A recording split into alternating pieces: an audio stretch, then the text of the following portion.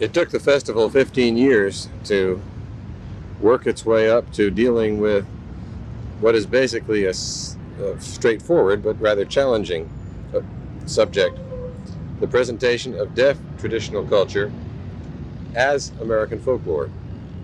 We've presented the obvious: people playing banjos and dancing square dances, Native Americans singing, doing crafts.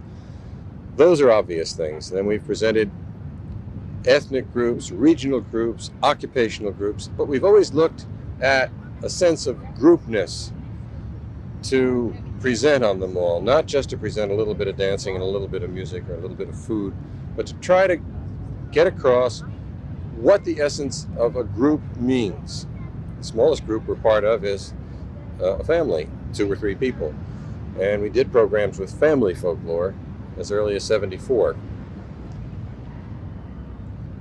Deaf people in this country, non-hearing people, also comprise a kind of family. They have shared traditions. They are definitely a group, and they share a sense of identification with each other as a group. And the characteristics that hold them together, aside from the fact that they are non-hearing, are that they are affirmative in communicating with their hands through sign language, and are very articulate, as we've learned through this experience, by using their hands. So what we've been trying to do in this presentation of the culture of deaf Americans, of non-hearing Americans, is to show the American public that any group of people, once it constitutes itself as a group and understands itself as a group and functions as a group, has a body of culture, important cultural material, which is valid for presentation in the context of a living exhibition of the National Museum. And that's exactly what the Deaf Culture program consists of. It's an effort to, first of all, get at that material, and then to explain to the general public what it is that deaf people have amongst themselves that's very special.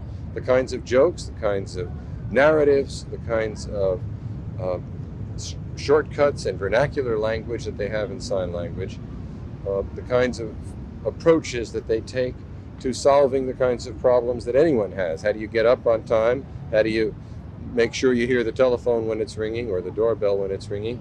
So some of the exhibitions have dealt with those sort of immediate problems of how do you cope with some of the pressures of life. Other exhibitions have dealt with the arts expressions of deaf people, theater, drama, and such.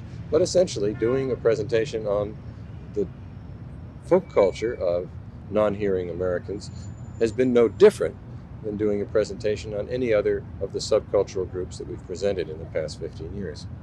How has this exhibit been received? Has it been received well by the hearing population? Yeah, I think there's always a great deal of curiosity when we start a new program.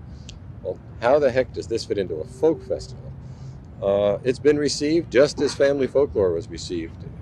And you yourself probably were aware of the fact that many, many people came through this tent today who sat down and to share in front of a video camera in sign language some of their cultural material, some of their cultural baggage, if you will, to tell stories and provide us with narratives about deaf culture.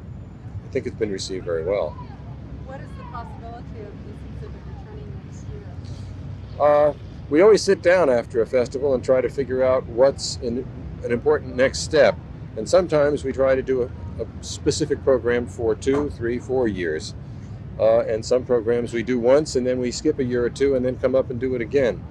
So I can't answer that question right now till a whole bunch of us sit down and try to figure out what the shape of the festival will be next year. But it seems very likely that now that we've gotten ourselves thinking about this kind of a program, there's every reason to assume that it'll come back, if not next year, in 2 years or 3 years, perhaps next year.